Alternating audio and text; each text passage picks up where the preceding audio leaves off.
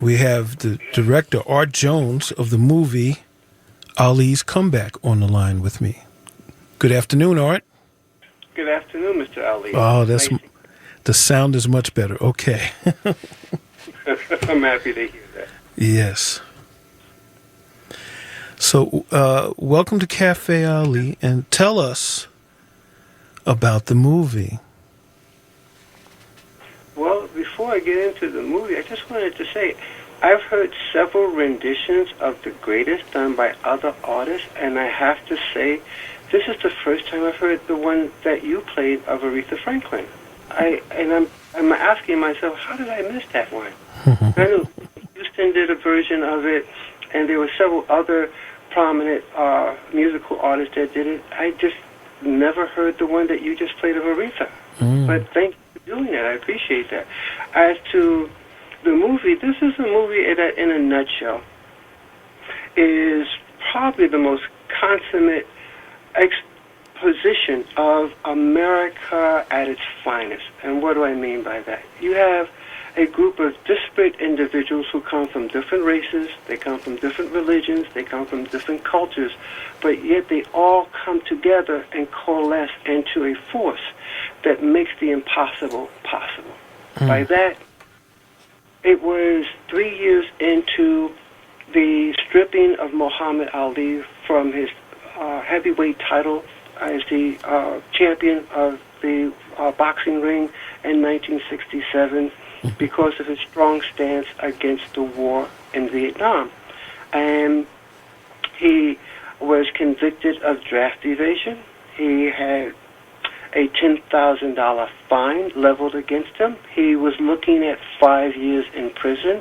The United States government had taken his passport from him, which prohibited him from earning a living internationally.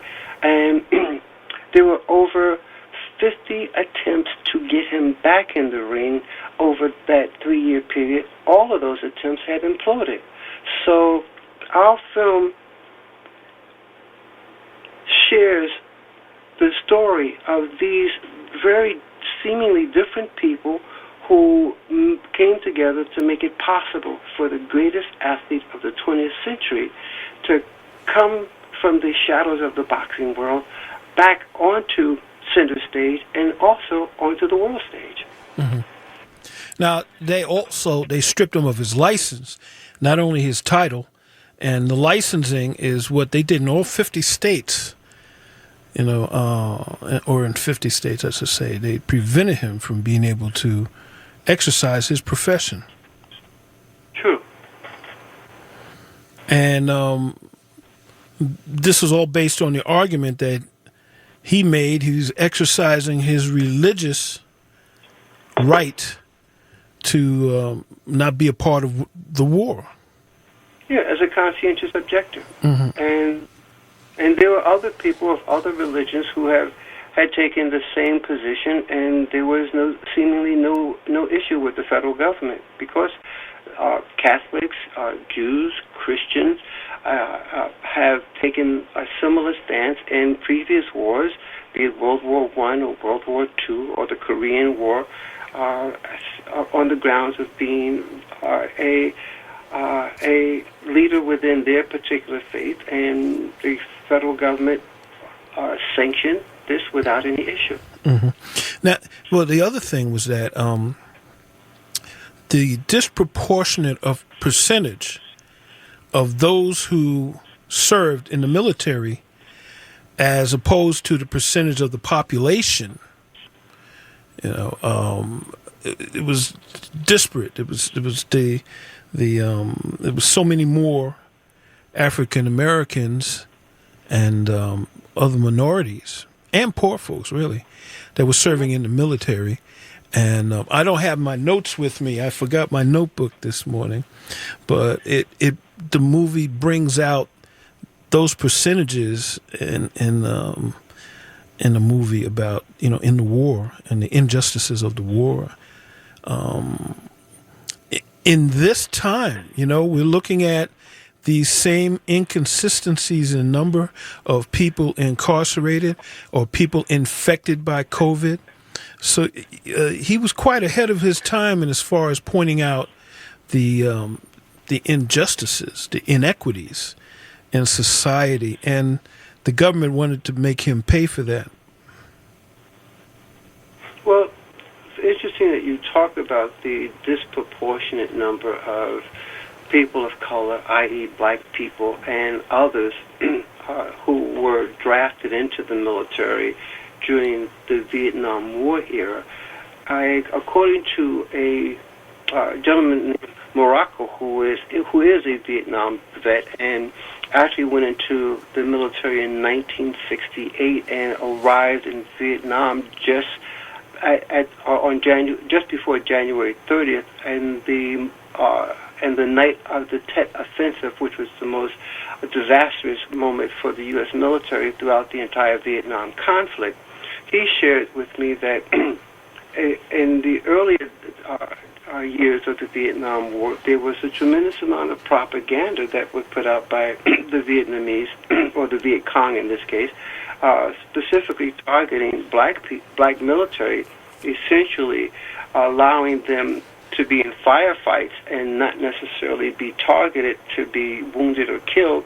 And they proliferated material which essentially was aligning the struggle of the Viet Cong with that of African Americans, and that was causing a disproportionate number of white soldiers being killed in Vietnam.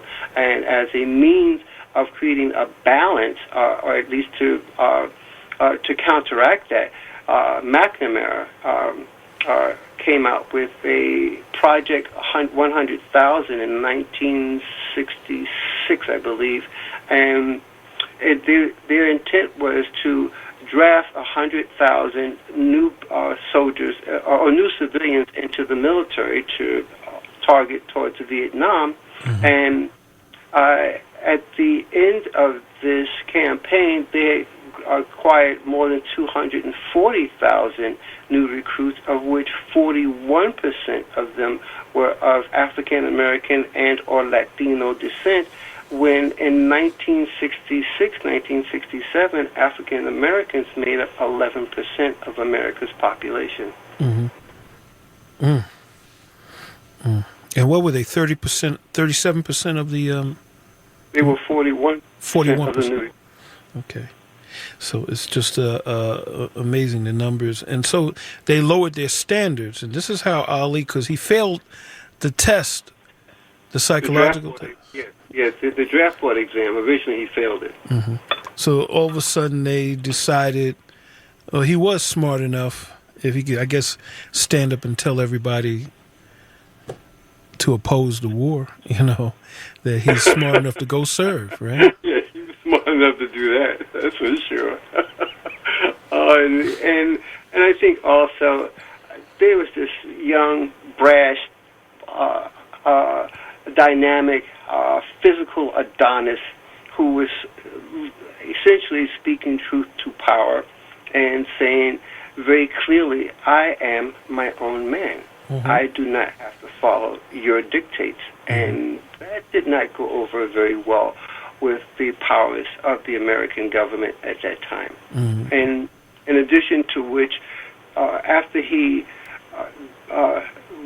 achieved the heavyweight boxing crown, after he fought Sonny Liston in 1964, and he, unlike most others who would have most likely have celebrated their win in places like, I guess, Paris or Amsterdam or someplace in London, Ali had gone to the west coast of Africa. And from, I think, as far north as the Ivory Coast, going down through Nigeria and places like Burkina Faso and Botswana and Ghana, clearly connecting his self or his personal identity with those on the African continent. Mm-hmm. And in short order, after he won the title, he announced that his name was no longer Cassius Clay.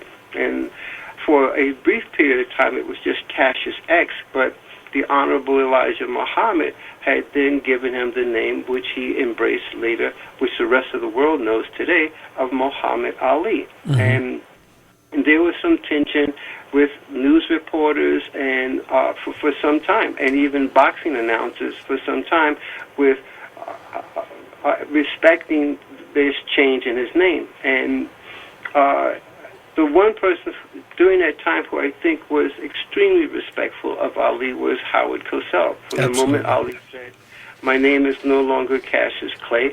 My new name is Muhammad Ali," Howard Cosell said, "If that's it, so be it." And he called him Muhammad Ali from that point on. Another person who was very supportive of Muhammad in all of his efforts, his public efforts. Oh yeah, he and Howard Cosell nurtured a mutually beneficial relationship over several years. Yeah, you have to realize that. Yeah, they were. I mean, if they were in the world of entertainment, they would have been a wonderful odd couple team. Yeah, well, they were. With all that stick that Ali had. With messing with Howard and grabbing his toupee and all that kind of stuff.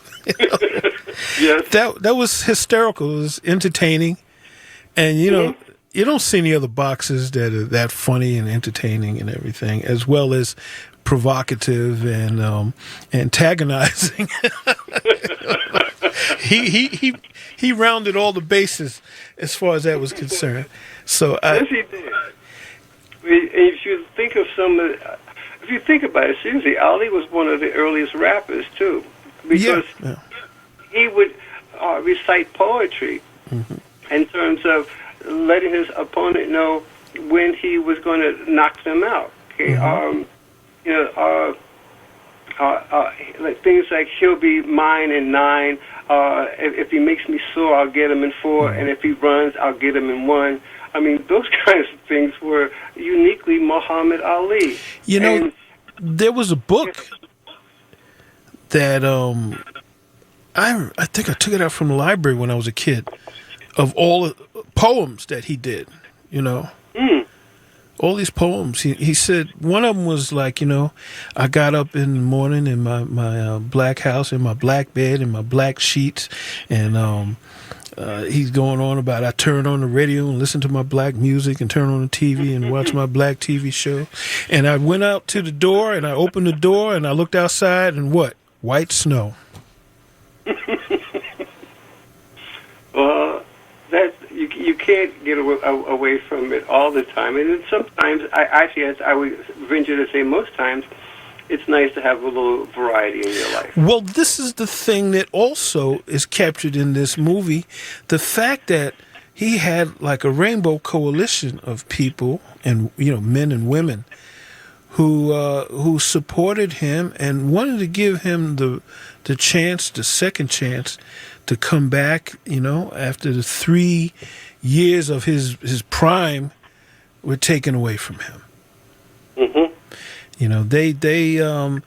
So tell us more about those people. Well, it's interesting you should characterize it as a rainbow coalition. This is the first time I've actually thought of it in those terms. I actually kind of think of it as a cosmic alignment, and I say that only because of the elements that were in place in 1970 to pave the way for Ali to go back in the ring. First, you have this young Jewish attorney from Brooklyn, New York, who goes to Emory University in Atlanta, Georgia, to get his law degree. While he's here, he falls in love with a Southern belle, and they move back to New York City together.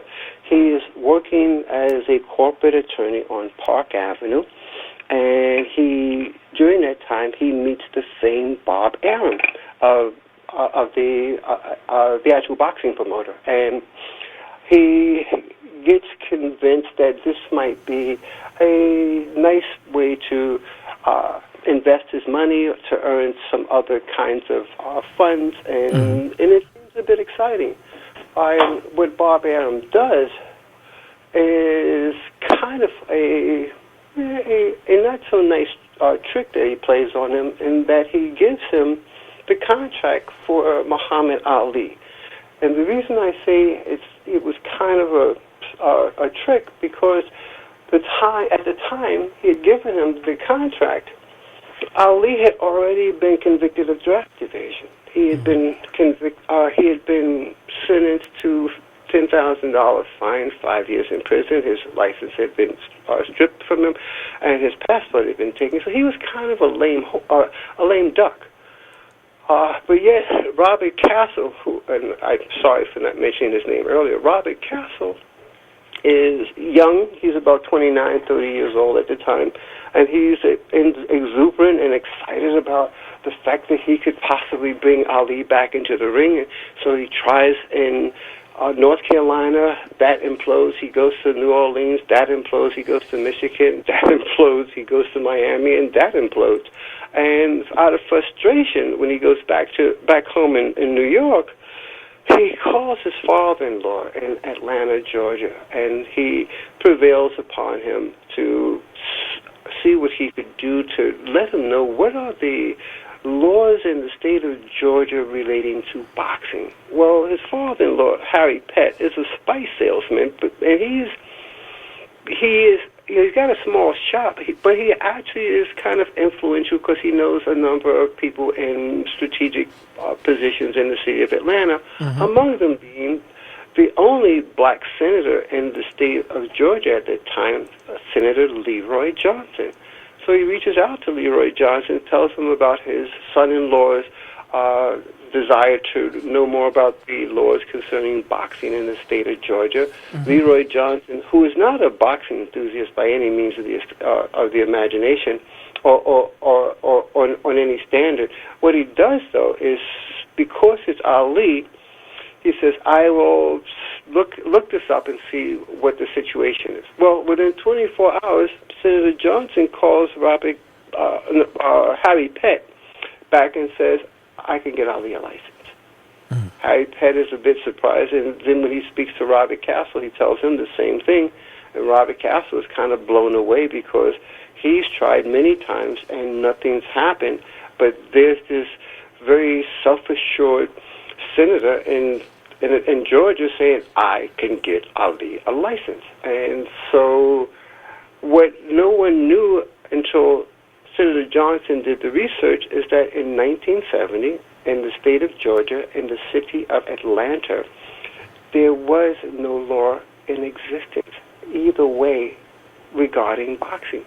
So that was the opening that allowed for the road to be created, leading the path to Ali going back into the ring. So you have Robert Castle and you have Leroy Johnson. Robert Castle's prepared to put up a $600,000 letter of credit to pay for the cost of the fight. Now Leroy Johnson has gotten an actual legitimate license for Ali to fight, but that's when things just begin, because now he needs an opponent.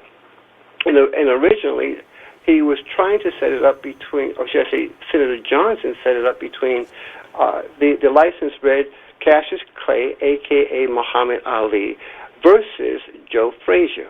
And Leroy Johnson jumps on a plane from Atlanta to Philadelphia. He meets with Yank Durham, who was the trainer and manager for Joe Frazier at that time.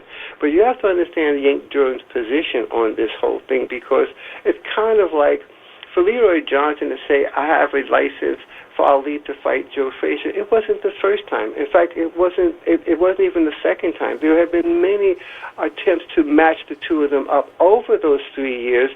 So by the time that Leroy Johnson presents him with this license, it's kind of like the shepherd calling wolf, because all the other attempts just imploded, and Yank Durham didn't want to go down that trail again. And Leroy Johnson prevails upon him, and he convinces him that he does, in fact, have a legitimate license for him to fight. To prove it, he sets up an exhibition fight at Morehouse College. And so Ali goes in on, I believe it's August 5th of 1970, and he has this exhibition fight in Morehouse's gym. And he proves to Yank Durham that Ali can, in fact, fight legitimately, but Yank Durham is still hesitant. He says, we're out. So even though Ali has the money to pay for the fight, he has a legitimate license for the first time in 3.5 years, he doesn't have an opponent. And so now they're scratching their heads and they're going, what are we going to do now to get Ali a worthy opponent? I mean, you can't just put anybody against Ali and have that person and have the crowd take it seriously. But in 1970, just so happened that the number one contender was this Irish guy named Jerry Quarry. Jerry Quarry is contacted by Ali directly, and he asked him if he would be willing to take on the fight. Quarry doesn't respond affirmatively or negatively over the phone, but when they hang up, his wife, Kathleen Quarry, who just happened to overhear the conversation, at least Jerry Quarry's part of it, wants to know who was that he was talking to. And Jerry lets on that was Muhammad Ali. Now, she gets excited, and she wants to know what did he want. And he says he wants to know if I'd fight him. And he says, well, and she says, well, what are you going to do? And he says, well, let me call my dad. Calls his dad, and his dad says, absolutely not. And for whatever reasons, which are not clearly explained, his dad just says no. And Jerry Quarry had a lot of respect for his dad, and his dad was also his manager. So here he is in a position where he's about to just walk away from this, but it's Kathleen Quarry who prevails upon her husband to say to him, in effect, that this is a man who you hold in great regard, who is your inspiration to move into boxing as a career in the first place. He is your idol, and you are not going to allow him an opportunity to put food on the table for his wife and his kids once again after over 3 years of not being able to practice what he does professionally. You both are professional boxers. You do what you do, put food on our table. How can you seriously tell me that this is your idol and you have this opportunity to help him and you don't? And because she prevailed so vociferously upon him, he picks up the phone, calls Ali back, and he says, okay, I'll fight you. Man. So that's what sets up the Jerry Quarry Ali piece. And I just want to say something while speaking of Jerry Quarry, because I was a teenager during the time of the Ali Quarry fight. Quarry was built of as the Great White Hope.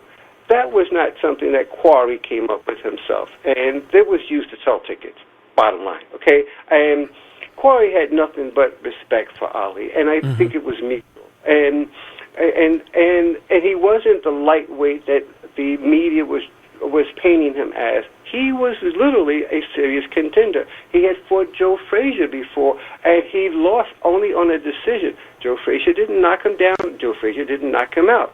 He lost to Frazier on a decision. So he went the distance with Frazier. Yeah, that was the last round that he knocked him down. Exactly.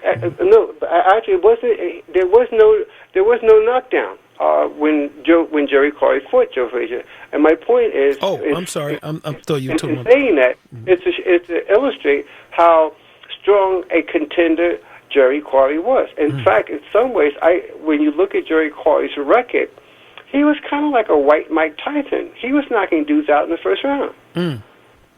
So just so that your audience out there will know, Jerry Quarry was a serious contender. Yes. Yes. Okay? Yeah. Ali was not going in the ring against some lightweight. In addition to which, speaking of this, this where I have to bring in Evander Holyfield into our conversation because he's in the film as well. But Ali, from the moment he got word that he was going to go back into the ring and the time he actually did, there was all of 6 weeks. Now, to you and I, 6 weeks is 6 weeks. But to someone who's a professional boxer who haven't fought for 3.5 years, I asked Evander Holyfield, if you were in your prime and you did not fight for 6 months and you were told that you had 6 weeks to go into the ring against the number one contender, whomever that might be, what would be your first response? And he says, my first response would be, we need to postpone the fight to give me 6 more months to prepare for the fight. We just saw that with Tyson and Jones. They said it was organizational, but they delayed the fight several weeks, which I don't know. it looked like both of them could have used more time to get in complete shape. More so, did you see the fight? No. I saw the fight on YouTube after the actual night of the fight. But yeah, I definitely concur that both of them could have been given a little more time. But more so, I was surprised that Jones was breathing so heavy. But that's another conversation. Although it still is an extension of because boxing really, after Ali left the game, it started to diminish in its popularity. Yeah, in the words of Ali, it died.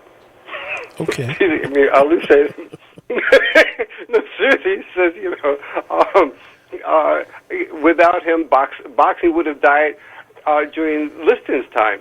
But he said, boxing is alive because I'm in it. He says, once I'm out of it, boxing's going to die. And a year or so after he had retired, he says, I thought boxing died. It didn't die?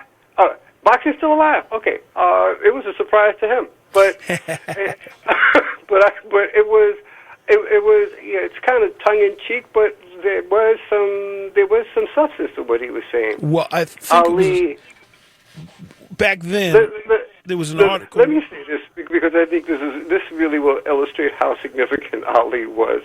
My mom, who abhorred boxing, she would not ever watch a boxing match. Okay, when after Ali beat Liston and he won the heavyweight championship, I used to see all of the Ali fights as a young kid on the ABC Wide World of Sports about the Saturday after the fight. The week after the fight. Yeah, I remember that. Yes, okay. And so there was this one Saturday, don't remember which fight it was, but there was this one Saturday, I'm sitting in the living room waiting for the ABC Wide World of Sports to come on, and my mother walks into the living room and she says, is Ali on now? And I'm like, no, Ma, he's not.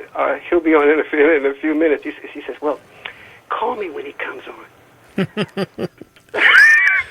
That was the first time ever my mother said anything like that. Yeah, you know why? Because I mean, Ali was a pretty man. Yeah. Clean features. He could have been a model. As opposed to going after getting his face mashed up, by these killers. But think about this. If my mother was saying that to me, and she was all hung up in religion and passivity. Imagine how many other mothers were saying this, or were at least feeling the same way about Muhammad Ali. So many people were rooting for him for so many other reasons than the fact that he was a fighter. And he was really a fighter more than just inside the ring. But for all of us who wanted social justice, and were against the war, he was fighting for all of that. And he kind of, unfortunately, it comes out later, like he was kind of cruel to Joe Frazier, I have to say. And I know him and Joe Frazier were friends, and Joe gave him money and everything. But when he got to the Thriller in Manila and he had the little rubber gorilla, and that kind of stuff, even though he's trying to build up promoting the fight, I could see it really getting under Joe's skin, and he didn't deserve that, No, he didn't.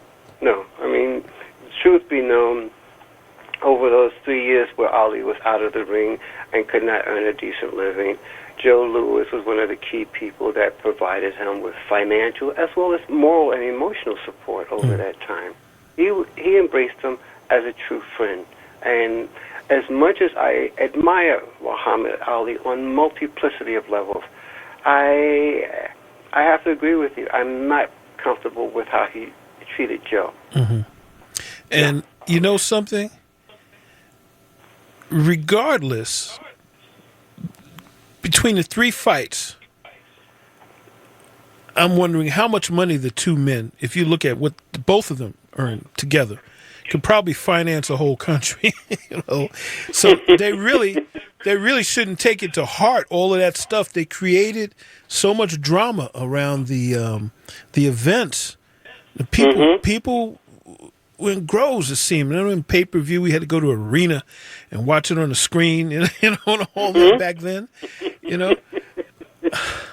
Yeah. Well, it's interesting that you should say that because I think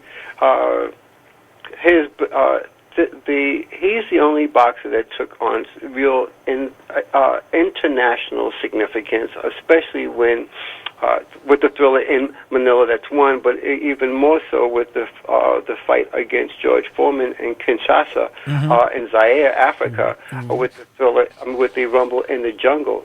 That was tremendously publicized and billed as a spectacular event, and it was. It was. I mean, it was.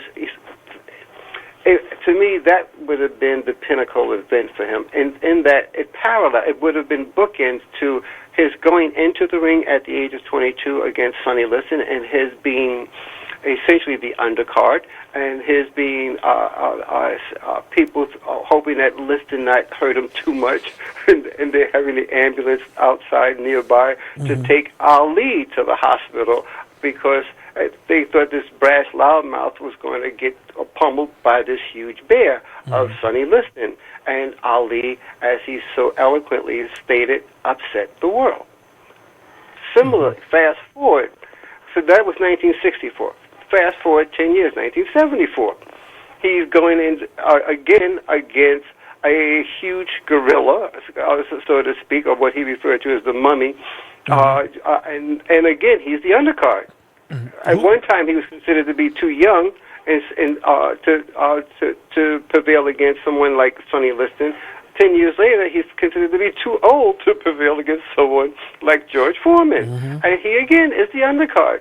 Almost none of the pundits, none of the sportscasters were literally in Ali's corner during the Rumble in the Jungle moment, because they thought that George Foreman, he was knocking out Joe Frazier. George Foreman was taking on all of the big contenders in the boxing world at that time, and he was like 25 years old, and he was at the height of his prime. And people were just hoping that George Foreman didn't hurt Ali too much, as they thought in '64 that they were hoping that Sonny Liston wouldn't hurt Ali too much because he was too young. But Ali, and he's the first person, the only boxer I know to use the word scientific boxer. And he studied his opponent. He studied his opponents thoroughly. And he would adapt and adjust his boxing technique to meet with that opponent's style so that he could prevail against him. And that's what he did when he fought George Foreman. And the whole term rope-a-dope was given birth during that time. And he let George Foreman tire himself out for 7 rounds. And once he saw a hint of him growing weary, that's when he began to unleash what Ali, the power of Muhammad Ali. And George Foreman said that, and he looked at the fight after the fight. He had a lot of issues, but he said the one thing that made him feel that Ali was the greatest is that when he was going down, Ali was cocked, ready to throw another right, and he didn't. He held back. And George Foreman said that made him, in his eyes, the greatest fighter because he didn't just beat the man into the ground. He saw he was out. That was enough. He didn't. He was, and you see later years when George fought, he was very empathetic toward the other fighter when they were getting, injured. To try to not to really hurt somebody. That's a huge statement from George Foreman all those years ago. Or I should say, all these years later, when he looks back on it. Ali's purpose, his intent, he made this abundantly clear during the Vietnam War era, was to have a clean fight. But in war, it's about kill, and to continue killing innocent people. And that he could not countenance. That he could not support. That he could not get behind. He made it abundantly clear. I'm a boxer, a professional boxer. I want to I want to prevail against my opponent. I do want to walk away as the winner of the bout, but I don't want to inflict any kind of long-term permanent damage on my opponent. It's a sport. That's how he saw it. It's like any other sport. I mean, if you and I were playing baseball, I would want to, and if we were on opposite teams, I would want my team to win, but I wouldn't want it to happen at the risk of having a ball go and strike you in between the eyes at 200 miles an hour. No. Right. No, it's a game. And that's how Ali envisioned it. That's how he embraced it. That was his whole thinking about the sport. He was not here to humiliate. Well, let me take that back. He did some humiliating people. What's my name? That was a little different. What's my name? Ernie Terrell was a totally different story. But outside of save for that, I think every other fight has been a straight-up duel fest against two pugilists, and the best pugilist prevail. That's it. Yeah, well, he took on some of those guys back in the 70s were incredible. But let's go back into the movie. Now I want to talk about well, first of all, we have the senator. Leroy Johnson, and the mayor, and the governor. Okay, so thank you for putting me back on track with regard to my cosmic alignment. All right, so all right, it's 1970. You got Robert Castle, Jewish kid from Brooklyn, New York, who becomes a boxing promoter. He's a corporate attorney, but now he's a first-time boxing promoter. You got Senator Leroy Johnson, who is a state senator, but he is also a boxing promoter because he creates the first boxing commission in the state of Georgia. Then you have one who has the money, the other who has the license, and you have to have a venue now. And in order to have a venue in the state of Georgia, it's not so much the governor as it is those who run the municipalities, such as in Macon or Savannah, or in this case, Atlanta, and that means you have to get the blessing of the mayor. In 1970, coincidentally, Sam Massell, who was the first Jewish mayor in the city of Atlanta in its entire history. So you have this this guy who is now the mayor of the city of Atlanta, so Leroy Johnson and Jesse Hill, who became his partner in creating this boxing commission, goes to meet with him to get his blessing.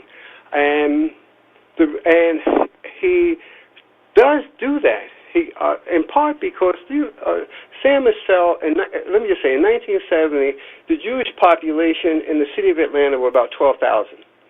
There's no way, if every Jewish person in the city of Atlanta voted for Sam Massell, that he would have won the mayoral election. It was Senator Leroy Johnson, who was African American, who ushered in the African American vote to help Sam Massell win that position.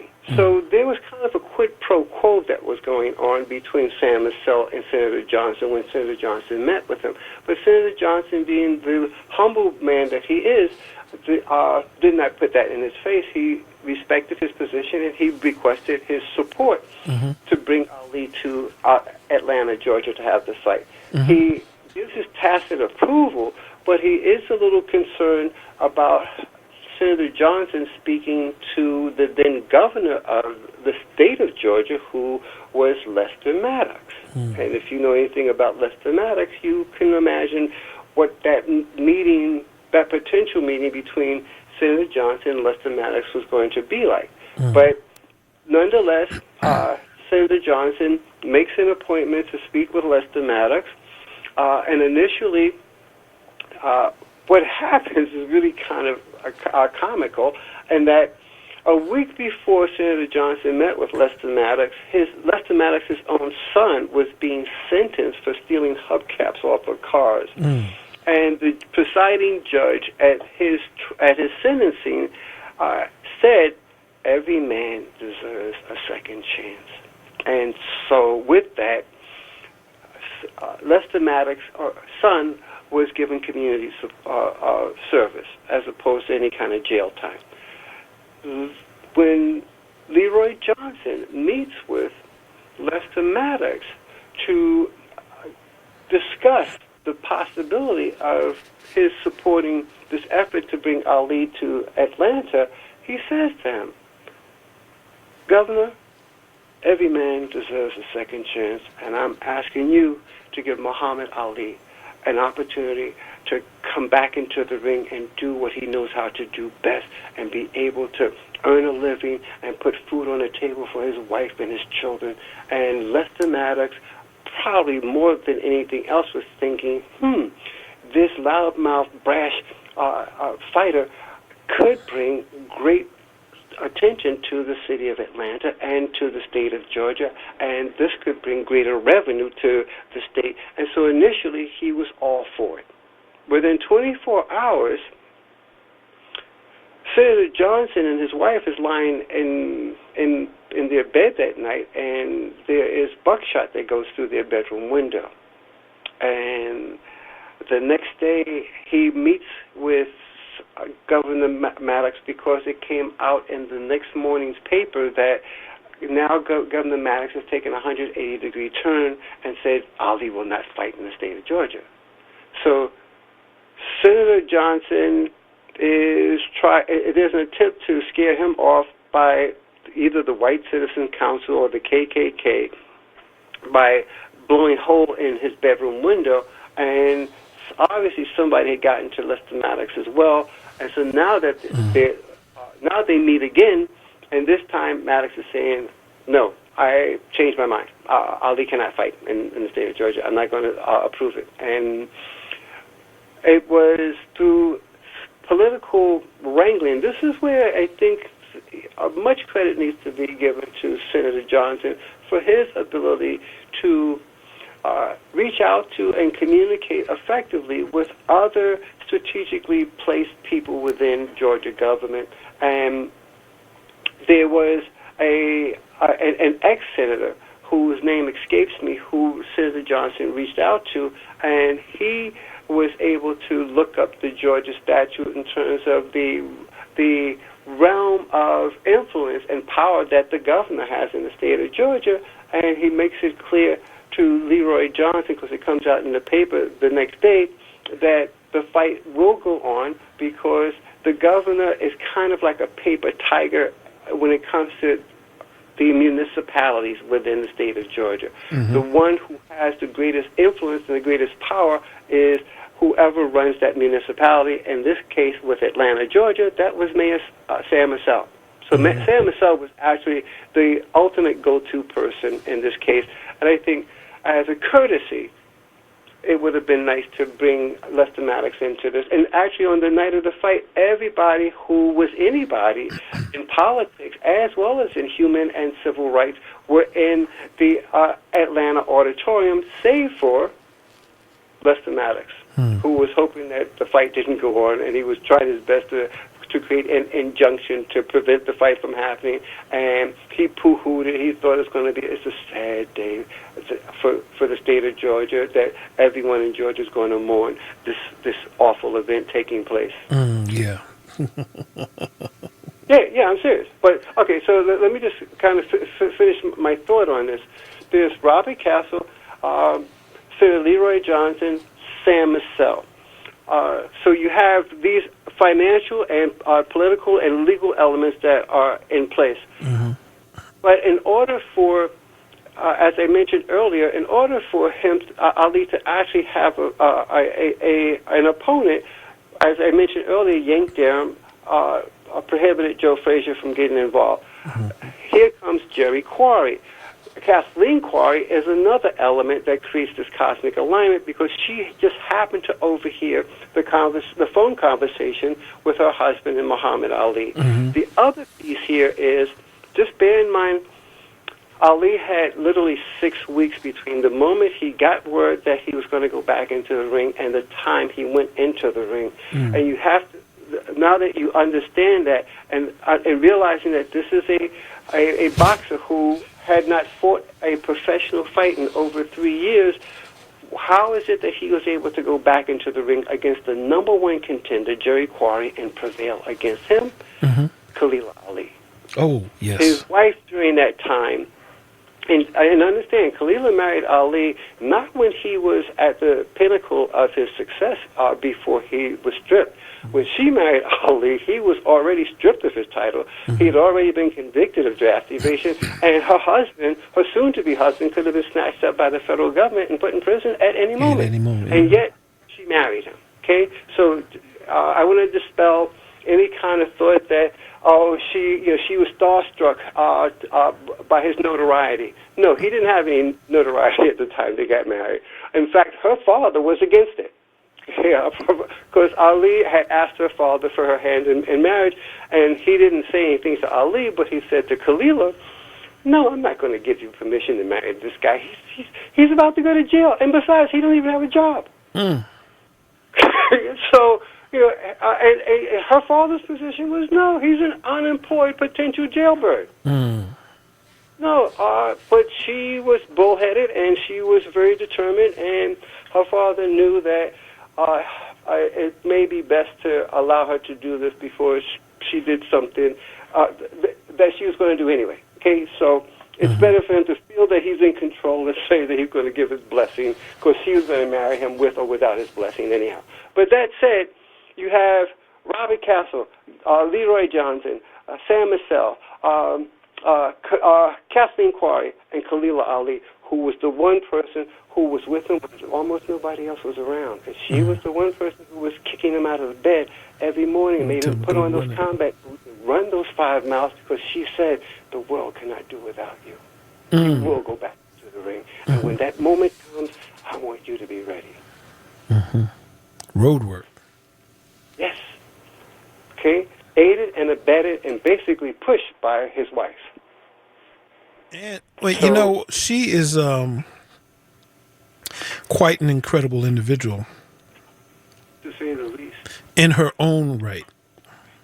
Oh, yeah. And hopefully next week we'll be talking with her here on the show and hear her perspectives on this, about the movie, and, her life with the champ.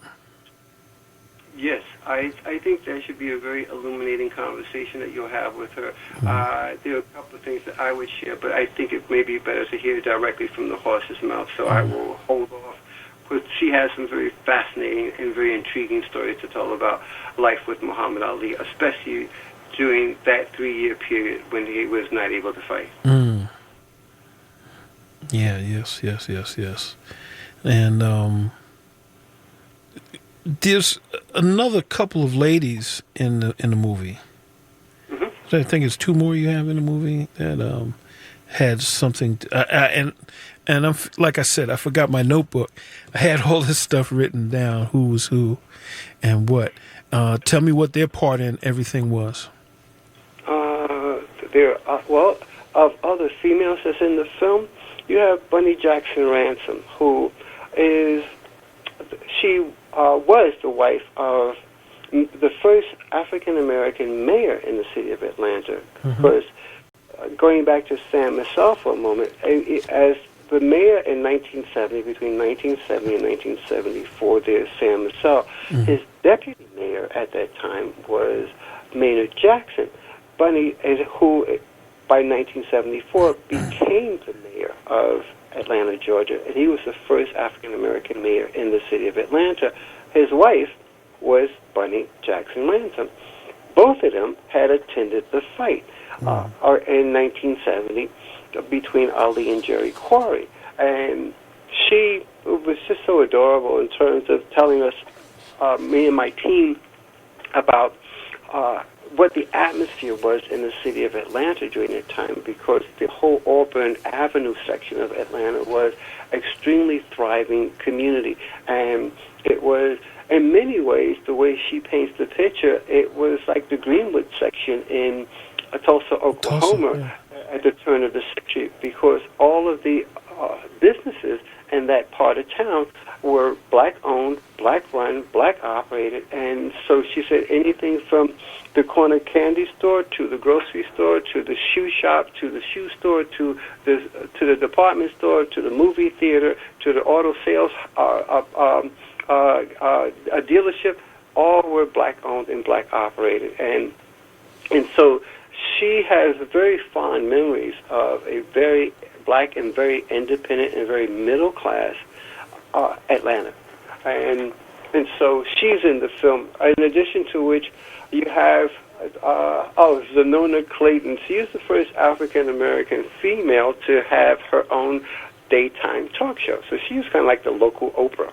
Mm-hmm. And she had a plethora of very dynamic and engaging entertainers, sports people, musicians, politicians, authors, creative people, scientists, inventors on her show. She had a huge array of people that came from the African-American culture that were on her daytime talk show. And if you ever go to her office, she is the founder of the Trumpet Awards, which is an annual award show that honors those who have created excellence in their given field. Okay. And so she's that individual. And just the third person who I remember off the top of my head is Margaret Ware, or Margaret Bush Ware, as she refers to herself. Mm-hmm. She was the personal assistant to the late, great Sammy Davis Jr. Mm-hmm. So let's take a moment, take a break for a moment, and come right back, okay? Sure. And we are back with Art Jones, director of the film Ali's Comeback, released today.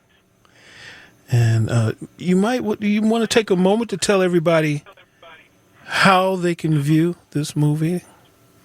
Oh, sure. The film is, we have the film distributed through Vision Films out of Los Angeles, and so you can always go to visionfilms.com. But even more so, the film is being released on a plethora of platforms, including Verizon Fios, as well as Xbox, iTunes.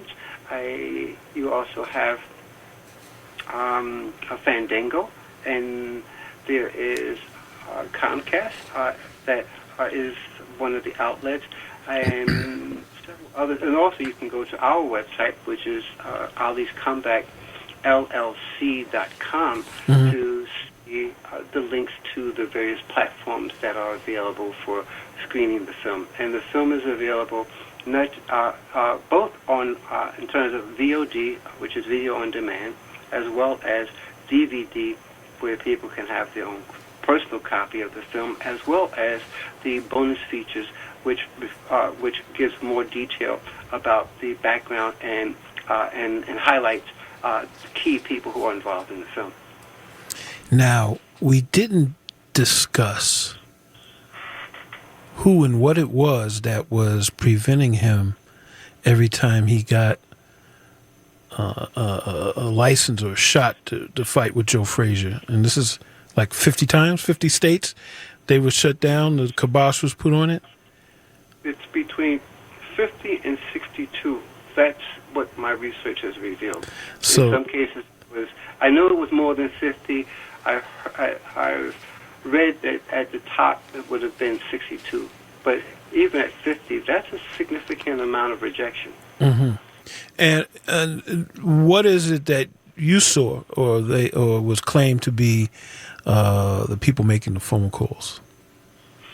Well, it became, and this is from Mike talking with Robert Castle, who was the promoter of the fight, and he was the one that was traveling from Miami, New Orleans, North Carolina, etc., to set up the fight, or the various fights, that he and the other organizers would be at the 11th hour. They would be just at the point of signing contracts and setting things up.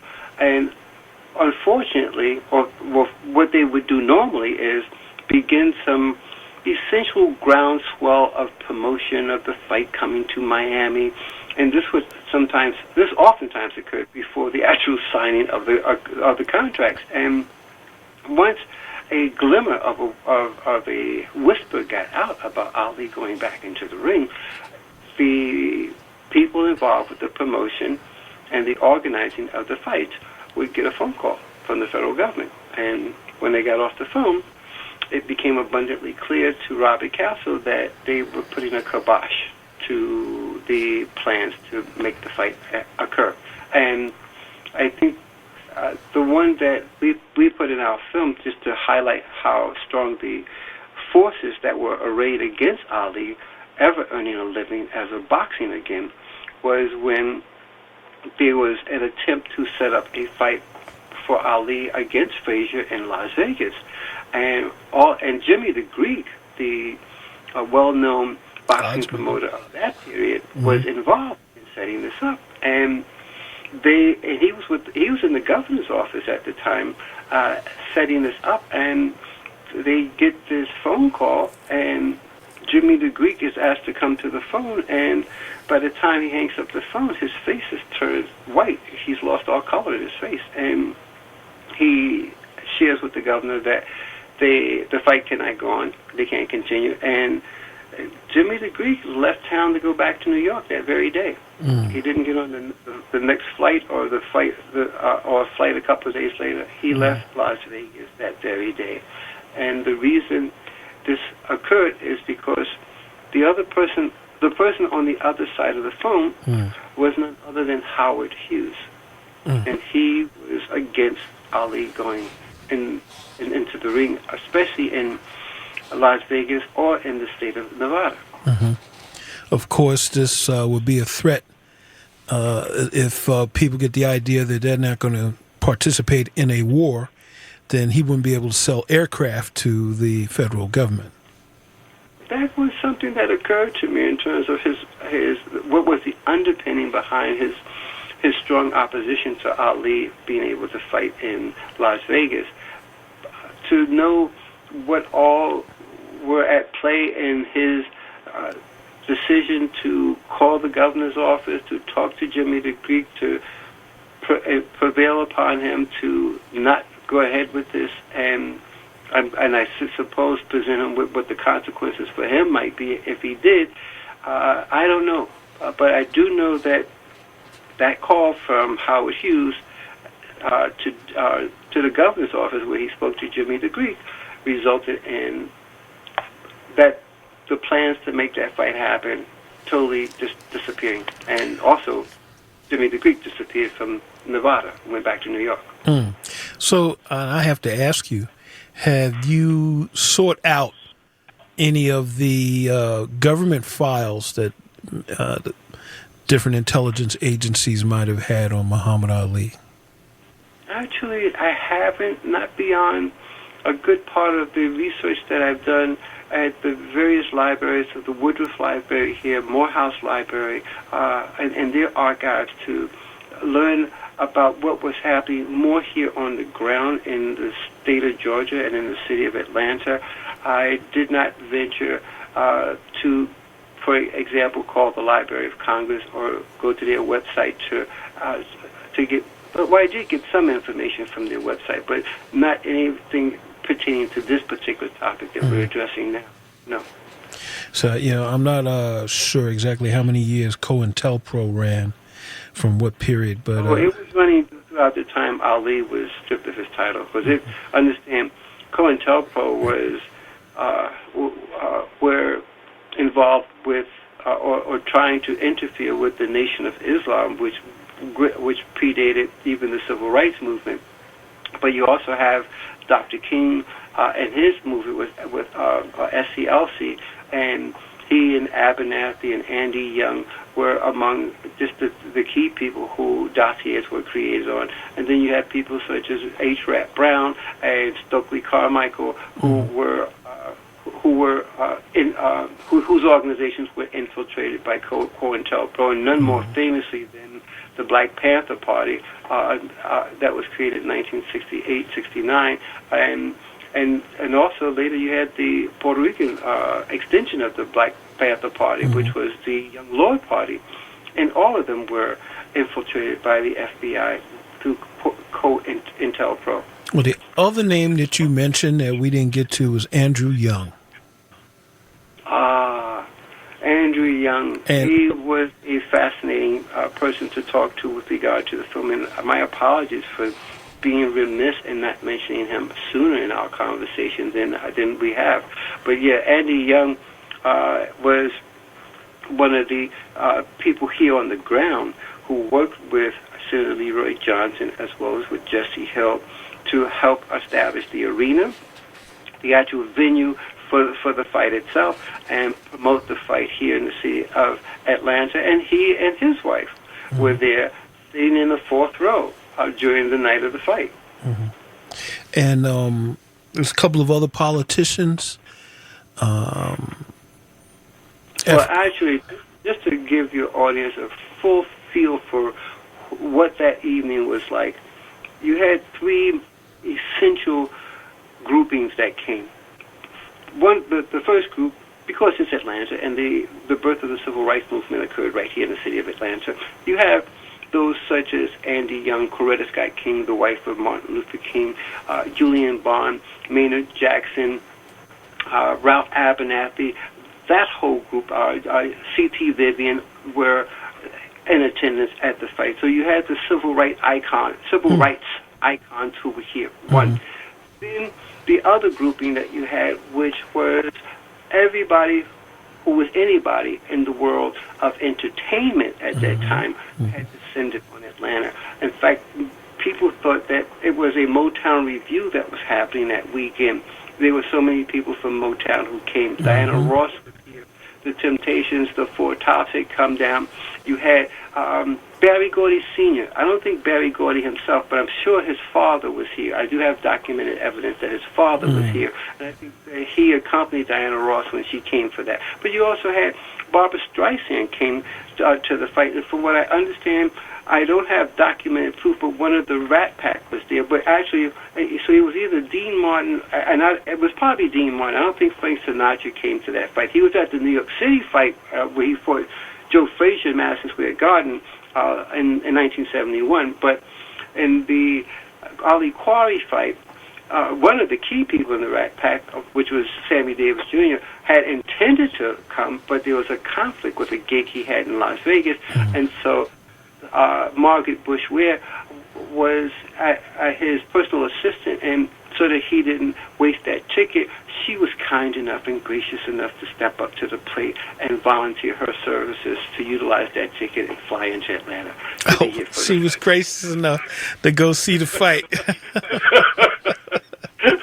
She didn't want Sammy to waste the ticket. Yeah, no. So yeah, I mean, she's a noble woman, and she's pretty gracious. And so she thought, yeah, Sammy, you can't go. I'll step up to the plate for you. I'll go. Which was the lady that said every time Ali hit Quarry, wherever you hit him, it turned red?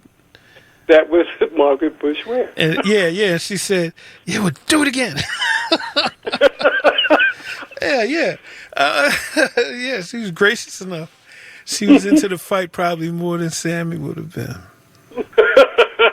Well, actually, in many ways, you have to take into consideration that symbolically, as with Joe Louis, who preceded him, and even Jack Johnson, who preceded Joe Louis, one of the few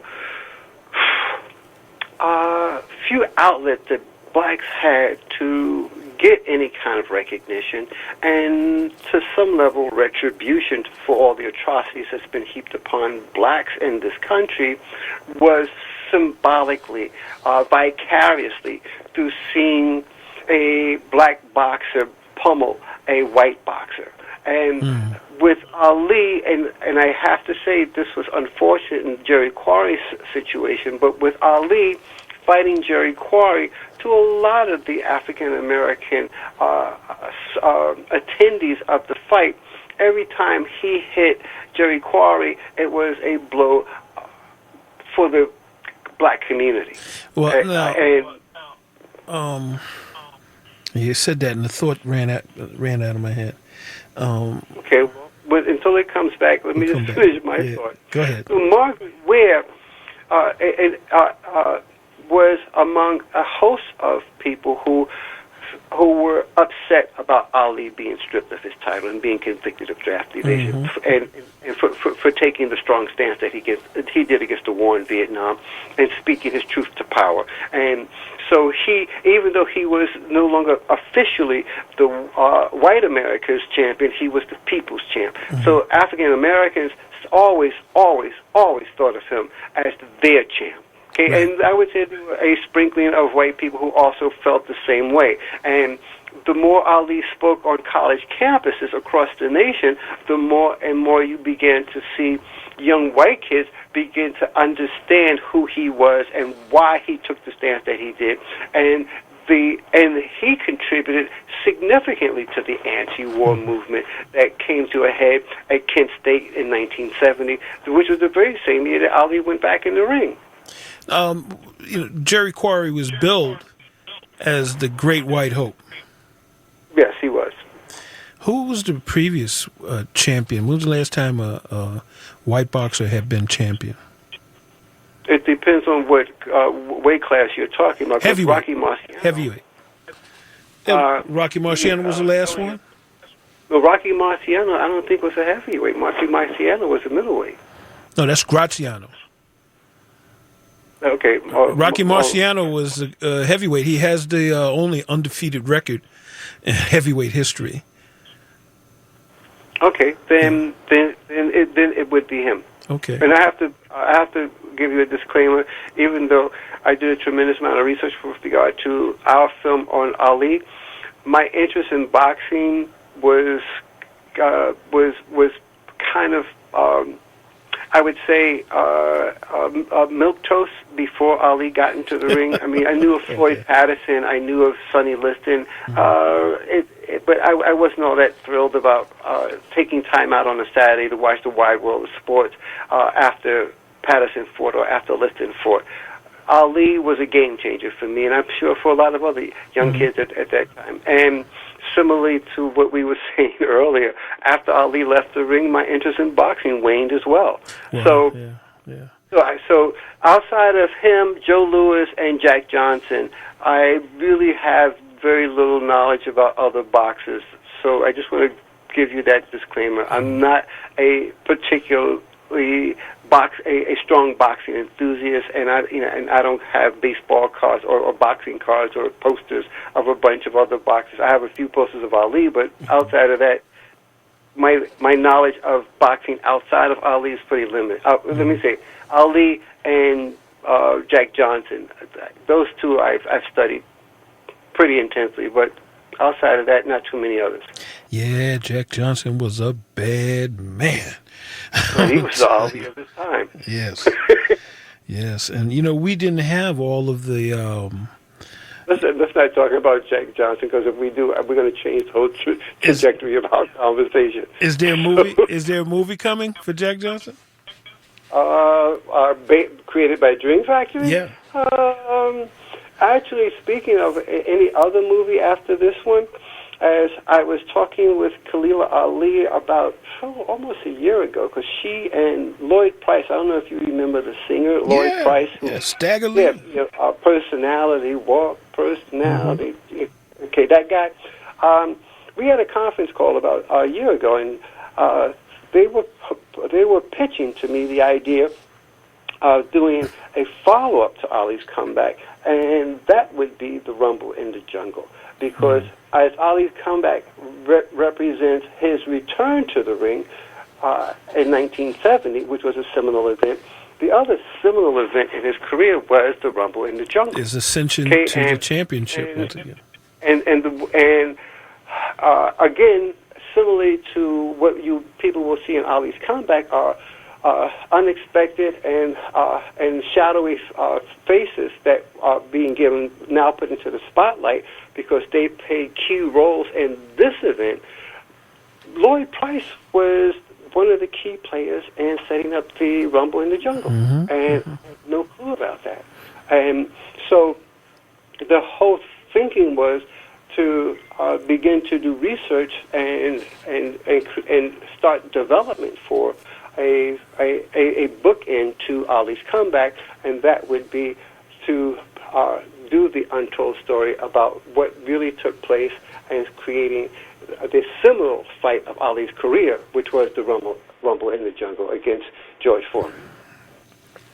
And isn't it odd that both of these gentlemen, the similarities between his opponents, both times, the first two times he got his championship? What do you mean in terms of similarity between the Sonny Liston and George Foreman were the same type of fighter. You know, big, heavy, power punchers, flat-footed. You know, they were similar styles, and they were sparring partners. George Foreman said the only man that ever stood up to him was Sonny Liston. Really? Yeah, and I'm sure it was vice versa also. Well, that's illuminating because I did not know that. Oh, yeah. That I didn't know. So let's get back to the movie. Now, there's so many great facets.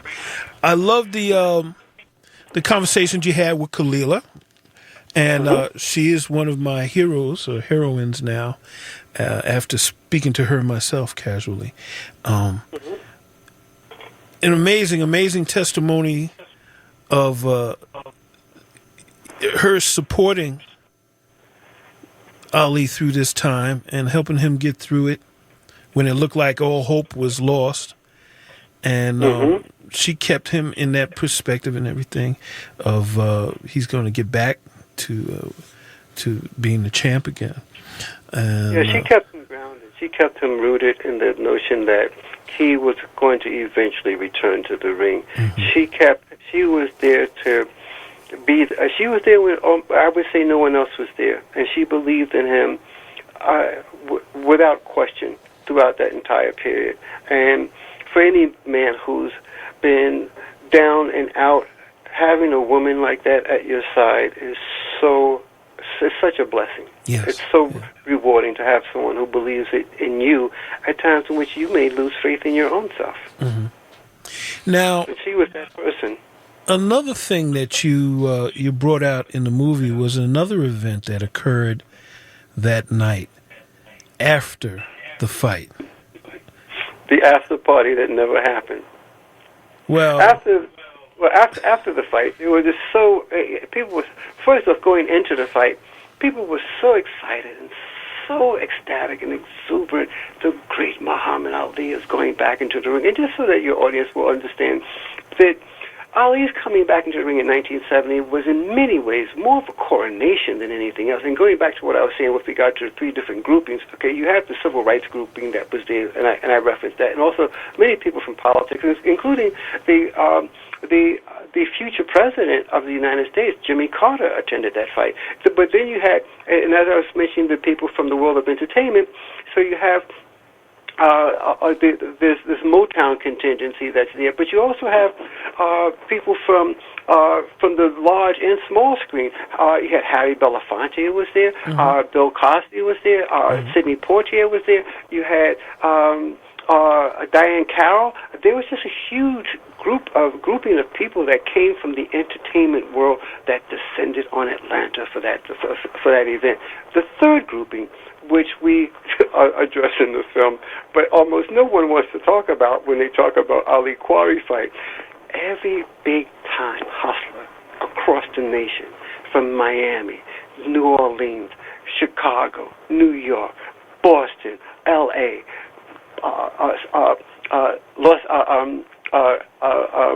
Oakland, they all descended. And when hustlers come to this kind of an event, they come in style.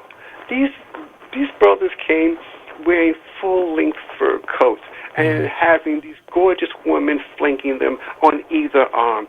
And according to Ambassador Andrew Young, he said, I had never seen a man in a full-length fur coat before the night of the fight. Wow. And he said, these guys look better than some of the women.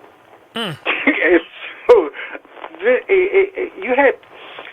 There's one story that didn't make it into the film, but I'll share it with you because I just thought it was extraneous to our main story. But there's this, understand, this is 1970, and this is Atlanta, Georgia, 1970. Very racially segregated city, and many white people then, as with now, have this notion that blacks are poor. Okay, that blacks don't want to work, that blacks can't work, that blacks are unskilled, and this one hustler comes into, I think then was the top hotel in the city of Atlanta, and he brings in his briefcase as he enters the lobby of the hotel, and he walks up to the desk clerk and he says to the desk clerk, "Do you have a penthouse here?"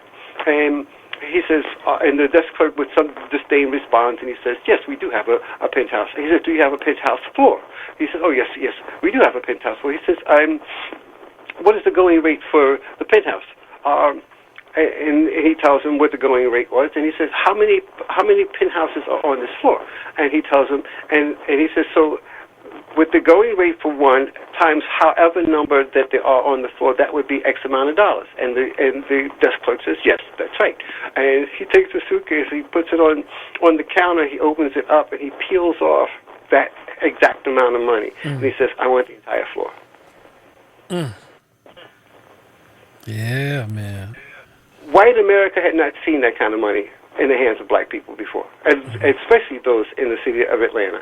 And that's just the tip of the iceberg of several other stories that are very much akin to this kind of story, where there was so much flash and so much glitter and so much money here. Lynn Friedman, who was in the film and was the head usher that night, he said he got more money in tips that night than he had in his entire time as an usher for events that happened at the Atlanta Municipal Auditorium. He said people who came that night had money to burn. So it was, in many ways, more than a boxing match.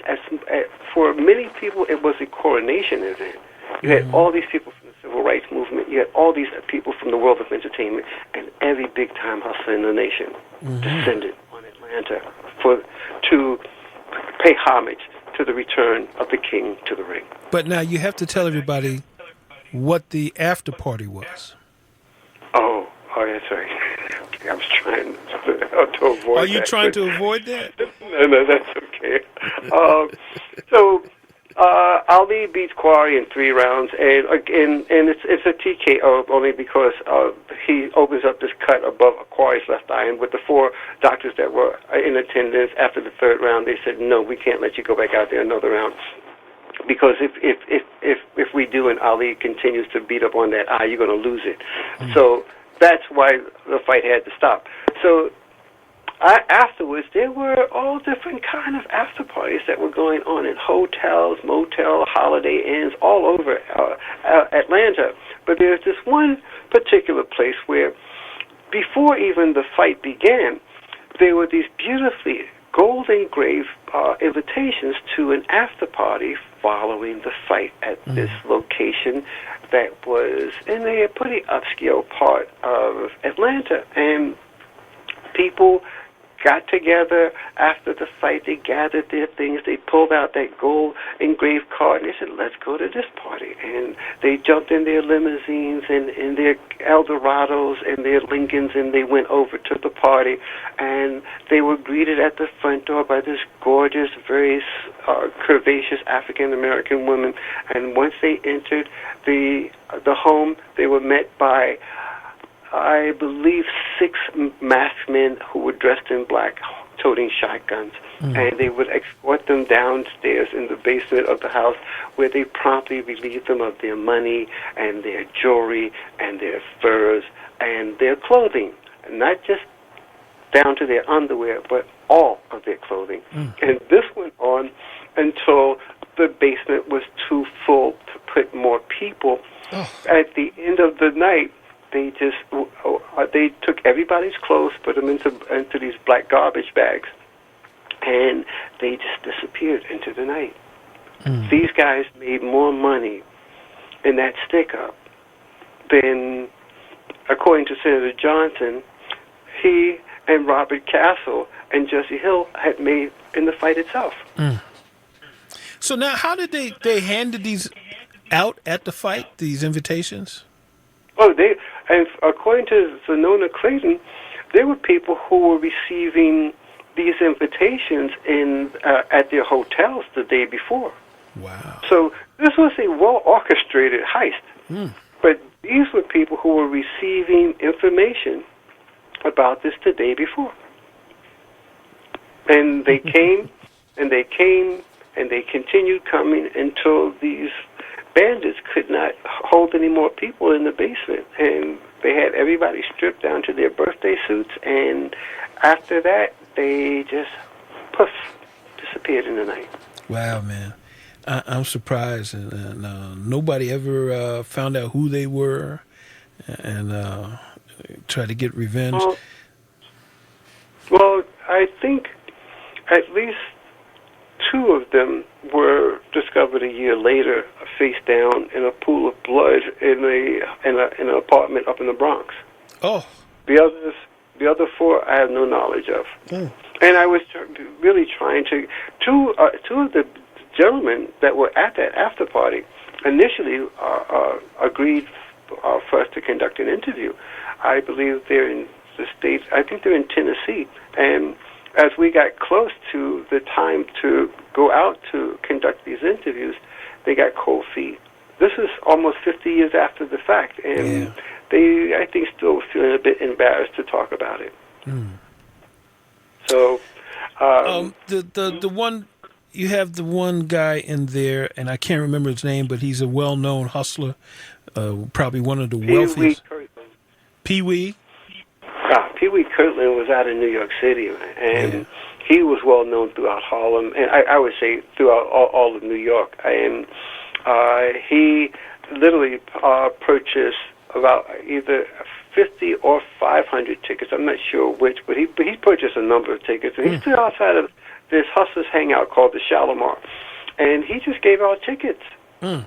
And what was really interesting, or what really would have been a cinematic delight, would be to have captured him and the other hustlers who came down to Atlanta, because he had a white in white Rolls Royce at that time, and he led a caravan of 19 luxury cars along Route 95 from New York City down to the city of Atlanta. Man, that must have been something to see, man. 19 luxury cars on the road. Good googa that's a way to do it. I'm telling you, if you can do it, you got to do it. And what was it? I noticed the fact that somebody told him you don't want to go. He was given the heads up before the actual after party took place. They didn't tell him what was going to go down, but they just said, after the fight, they said, Pee Wee, you want to pass on this particular party. Mm. So there was some that knew him. He had enough of a reputation and even more respect among that ilk, so to speak, where he was protected by some. And so he was able to circumvent being a part of that holdup. One of a few things, he probably wouldn't have let them, the way they let the cars drive away and everything, he probably would have had security with him. And also he probably would have seen through this. It didn't look right before he got in there. And he probably would have, there'd been 6 folks face down in the Bronx.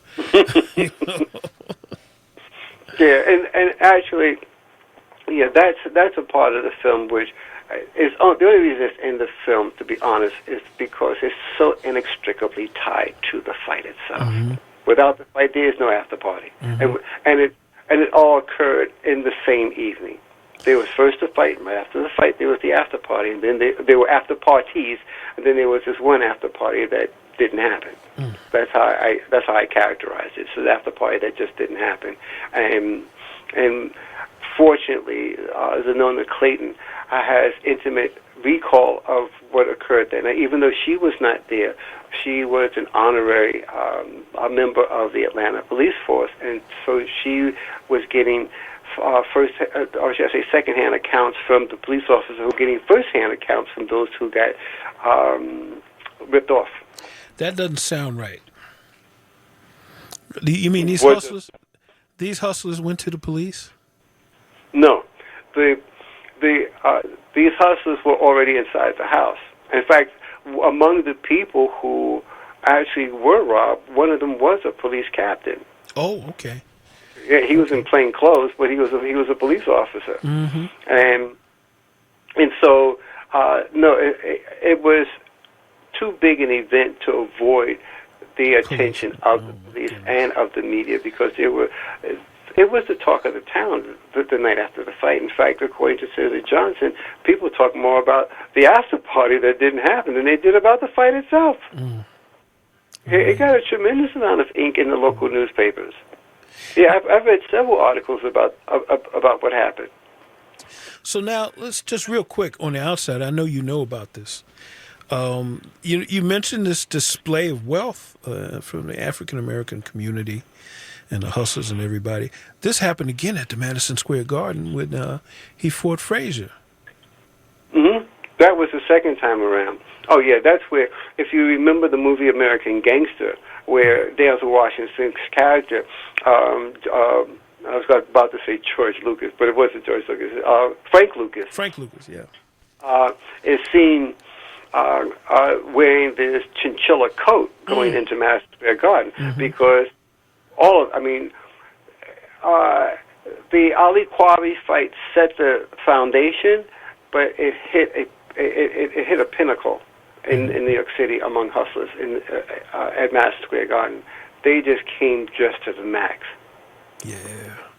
They were. I mean, yeah. It was a veritable hustlers fashion show. Yeah, they were in Picture of the Week and Jet. Some of them cats. I think it was. They had. I think it was Clyde Frazier.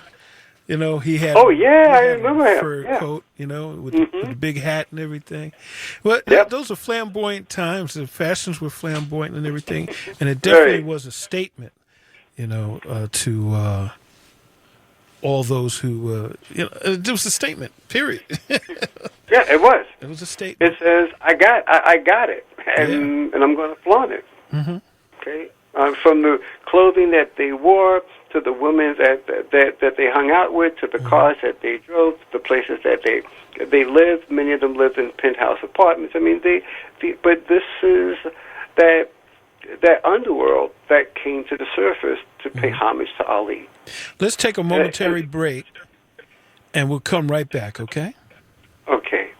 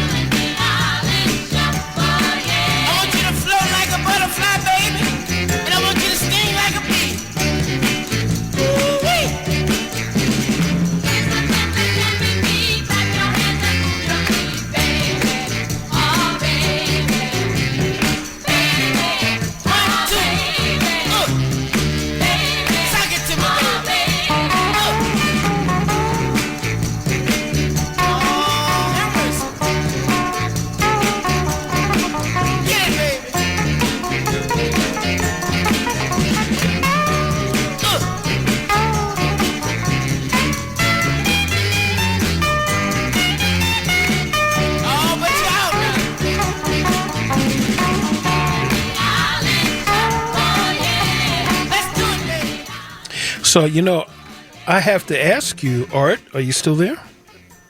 I'm here. Okay, great. I have to ask you about yourself and your history in filmmaking and how you came to make the movie, how it was that you chose to make this movie. Well,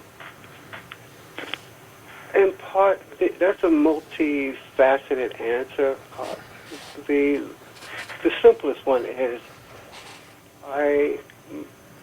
my involvement with the audio-visual medium came on the heels of Having an artistic background and seeing the power of the still image in terms of the artwork, in terms of pencil, graphite pencil, and oil painting that I was doing as a teen, going into my undergraduate studies at the School of Visual Arts in New York City, and being turned on to photography and working as a photojournalist. But in grad school, I was at Bank Street College of Education, where I just happened to be there at the time that the FCC had created this mandate that the key networks, which were getting their airwaves for literally, believe it or not, $1 a year, ABC, CBS, NBC paid to the FCC for their licenses.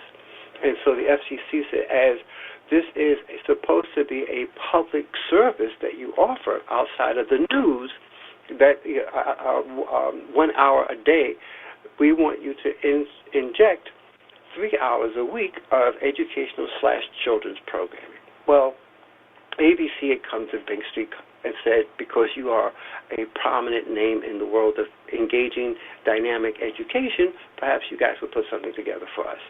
And I was taking an X course, and I worked as an unpaid PA during this time, but I worked on the very first installment of what was known then as multiplication rock, because it was only the multiplication timetable. But in doing that, I remember, because I was too poor to afford a babysitter, I took my son at 4 years old with me to class, and he went with me to the studio afterwards, and he fell asleep while we were going through the whole post-production piece. And I was in a train station on 110th Street and Broadway waiting for the train to take me home to Greenwich Village, where I lived at the time. And my son, who had slept throughout the entire afternoon, now is bouncing around the platform going 5, 10, 15, 20, 25, 30, 35. And as he's doing this, I'm thinking, wow, this is an amazing medium for influencing thought and creating new ideas. And so I had become thoroughly convinced that I'm involved in a very powerful medium for conveying meaningful messages. And feeling that those who are of the culture that I'm from have been so woefully underrepresented in this audiovisual medium, outside of the work that we do in order to keep the lights on, whenever I have an opportunity to do something that I think has some grit to it, and I'm going to invest my company's money into it, I want it to be something that addresses those parts of my culture that I feel are stellar, that I feel are unique, that I feel are special. And with that in mind, I'm in Atlanta at the time that Ali dies, on June 3rd of 2016, and I spent that whole weekend shortly after his demise reading up on just rereading some of the books that I have on Ali and reading the Atlanta Journal-Constitution, learning, or should I say relearning, or being reminded that Ali came back into the ring in 1970 in the city of Atlanta. I'm in Atlanta. And given the array of pressure that was heaped against him to prevent him from going back into the ring, I'm asking myself, how is that possible? And more importantly, who made that possible? And that started an itch that was very difficult to scratch. But I called the core members of my team, Brittany Wyatt and Daoud Bolin and Mark Stiff and Yahya McClain, together, and also Ty Davis. And we spent a week going through a number of films that had been put out by Ali, because I was almost certain that somebody somewhere had already done a film about this seminal moment in the life of Muhammad Ali. We came back together after a week of research, and nothing existed. There were mentions in some other films, kind of a by-the-way mention of this important event in Ali's life, that we thought, no, rather than let that suffice, we will delve deep and go into the actual events that took place, that laid the foundation, rolled out the red carpet to allow Ali to come back from the shadows of the boxing world. And that's what started us moving into this particular project. And I think it's a very important film, but I also think it's a very inspirational film. Mm-hmm. And along the course of creating this, I have to say, some of my original suppositions going into this were totally dispelled, but they were blown out of the water. They simply crumbled. Because, to be honest with you, I thought, given the wealth, especially in the African American community in the city of Atlanta, I went in thinking that there were a group of very committed African American businessmen who came together and put up the money for the fight and fought against whatever odds or opposition that they had to fight against to make this possible for this powerful icon to have a means of earning a living again. The name Robert Castle, in the course of the research, kept cropping up here, there, and everywhere, and I began to ask, who is this Robert Castle guy? Mm-hmm. And lo and behold, once I was able to pinpoint who he was, he's this Jewish kid from Brooklyn, New York, who's now living out in Palm Desert, California. Mm. I had no clue that it was Mayor Sam Massell who made it possible for the fight to take place in the city of Atlanta, and he's a Jewish mayor. And Kathleen Quarry was the one who made it possible for Ali to have a meaningful contender going into that fight on October 26th of 1970. So there was a multiplicity of individuals from different races, from different religions, from different cultures that put all that aside and came together to make this one event possible, which relaunched the career of the great Muhammad Ali. So when you think of the Madison Square Garden fight, or you think of the Rumble in the Jungle, or you think of the Leon Spinks fight, or any of those other fights that happened after 1970, imagine them just being erased from your imagination now. Had that one fight not happened in 1970, it's so many. It would have been. So many fights, and you know, it has a huge impact because a lot of those fighters that Ali fought wouldn't have gotten the opportunity, you know, having the fight in the champ, you know, when he was the champ. You know, Ron Lyle, Kenny Norton, and all of these, Ernie Shavers, all of these guys were appreciative to Ali for giving them a fight, a shot. You know, because think about this, we know of their names because of Ali. Right.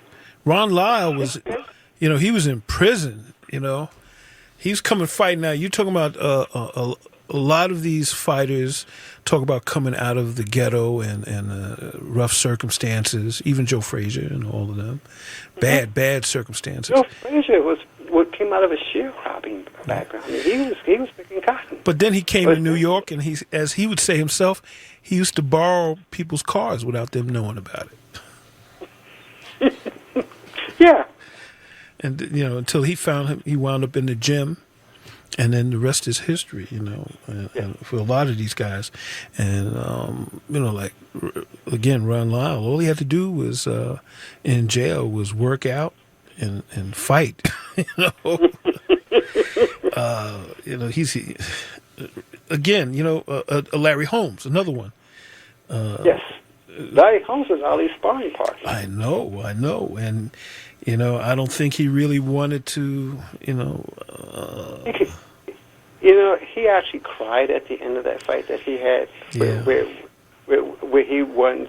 Well, I think he already had the heavyweight crown, but when he and Ali fought, he had such enduring respect for Ali. Yes. He didn't want to hurt him. And even though, you know, that's your job as a boxer. I think he went over to the corner to apologize to Ali or something. Yes, he did. And Ali said, "So, if you didn't want to do it, then why did you beat me so bad? Beat me up so bad?" You know, it's a tough situation there. It's a tough call. Really. Yeah. But yeah, all of those memories pivot on the hinge of the Quarry fight. Did he fight Quarry again? Yes, they fought him. He asked, this is the graciousness of Muhammad Ali, because he knew that Quarry, the first fight between him and Quarry ended prematurely. Yes. Okay? Because Quarry, if you look at even in our film, when the fight is called off for a TKO, Corey was upset. Yeah. He didn't want the fight to end. Corey was willing to lose his eye, his left eye, to go back into the to go back in and fight several more rounds. So it's not like Corey was exhausted or he was tired. Corey had prepped tremendously well for this fight, and to have it be put to an end in only 3 rounds, yeah, that was really disappointing for him. Okay, Yeah. but Ali, out of his own kindness and his respect for Corey, he says, "Listen, I'll give you a rematch. You say when in the future." And so they did fight a second time, and that was almost comical because Corey actually lifted him up in the ring at one point. Because it was just hard. Corey didn't have the kind of reach that Ali had. I mean, Ali could hit Corey at will. Yeah, and Corey, you've heard the phrase, "Your arms are too short to box with God." Yeah.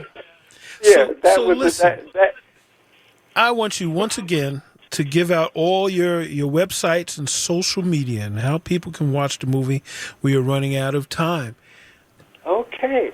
Well, the Ali's Comeback, The Untold Story, is first and foremost to get all the information you need. You just simply go to our website, which is Ali's Comeback, LLC.com. We also have a Facebook page. We also have a Twitter and an Instagram page. And we have our distribution through Vision Films. And so there's their site. But as of today, with the release of the film, you can also see it on iTunes. You can see it on Google Play. You can see it on Fandango. It can be seen on Xbox and Comcast and a plethora of other sites, which will be available on the Ali's Comeback website, so that you can see the other locations where the film can be seen on video on demand. And we also have the film available on DVD. Okay, that's Ali's Comeback, The Untold Story. Oh, I'm sorry, go ahead. Ali's Comeback, LLC.com. Yes, Ali's Comeback, LLC.com. And there's the apostrophe is in there for Ali's? No, it's no apostrophe. No, just So Ali's put that on. Comeback, Yeah, just LLC. Ali's Comeback, LLC.com. Okay, say it one more time.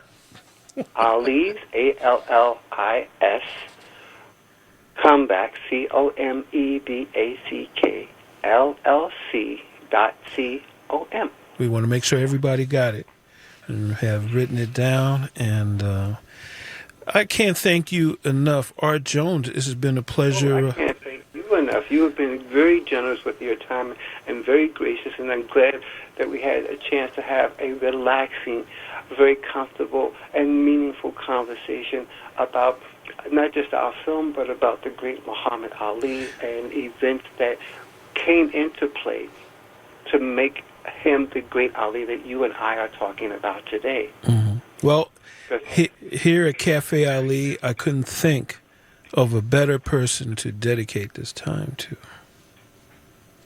Neither can I. Art Jones, please keep in touch with us and let us know any new developments coming up or any new projects that you're working on. And I want to give a big thank you to Cindy Campbell, the First Lady of Hip Hop. Cindy Campbell for making this interview possible. All praise is due to Cindy Campbell for making this possible between you and I. Absolutely, absolutely. Art Jones, have a great day, and let me know what the stats are and how the numbers are running on people watching the movie. I surely will. And thank you again for inviting me to have this thorough discussion about Ali's Comeback and, more importantly, the great Muhammad Ali. Thank you for making the movie. You're welcome. All right.